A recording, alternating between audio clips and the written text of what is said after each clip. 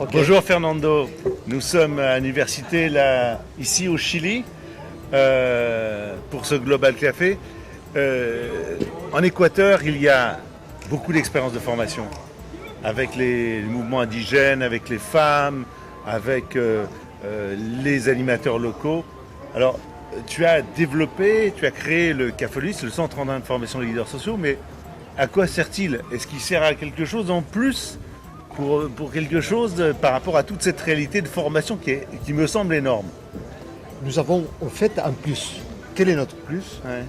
La formation des formateurs, la réponse aux demandes des organisations, aux demandes spécifiques des organisations.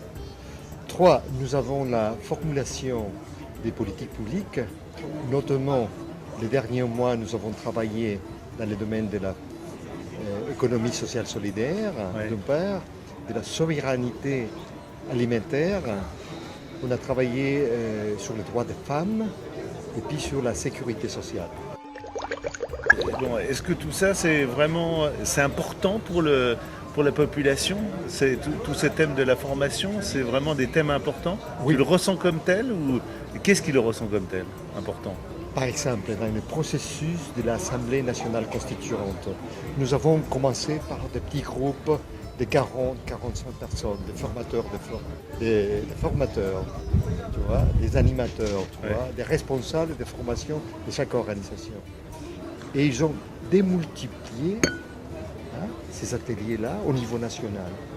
Et au total, nous avons eu 4250 animateurs qui étaient répandus par tous les pays en train de préparer, tu vois, les propositions pour la constituante. Et nous sommes arrivés. Et à l'heure actuelle, tu vois, la constitution est déjà là. Et les mouvements sociaux, nous avons l'impression que nos propositions ont été recueillies. Nos sentimos reflejados en la Constitution, tu vois.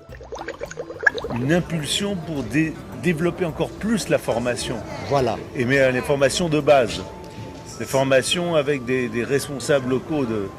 C'est un peu ça? La formation de base, c'est la responsabilité de chaque organisation.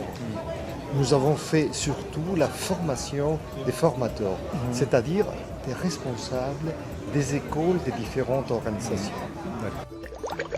Et alors, mais sur la constituante, ça c'est intéressant parce qu'il y avait, bon, parce que c'est déjà un peu passé d'une certaine façon, un enjeu là au niveau national, d'une constituante, d'un processus de constituante, et donc vous êtes intégré dans ce processus-là, vous avez essayé de répondre à cette demande? Tout à fait. C'est-à-dire que la constituante a fermé le 24 juillet et après nous sommes rentrés dans le processus du référendum. La constituante a été approuvée le 28 septembre et à l'heure actuelle, nous travaillons avec les organisations sociales dans la formulation de la première loi. Pour la première fois en Équateur, nous aurons une loi de souveraineté alimentaire. Et nous sommes en train de travailler là-dessus avec les copains des organisations. La formulation des propositions, nous le faisons dans mesas de travail, c'est-à-dire des petits comités avec des dirigeants. Ouais. Et puis après, une fois qu'on a une proposition, on a d'assemblées. Par exemple, hier et après-hier, nous avons eu à Riobamba une assemblée sur la loi de souveraineté alimentaire. Et là, la proposition qui avait été formulée auparavant a été validée vis-à-vis des organisations de base. Fernando, nous allons nous arrêter. C'était un échange avec toi dans Global Café. À une prochaine en tout cas aussi. Okay. Bon Merci café, bien. merci.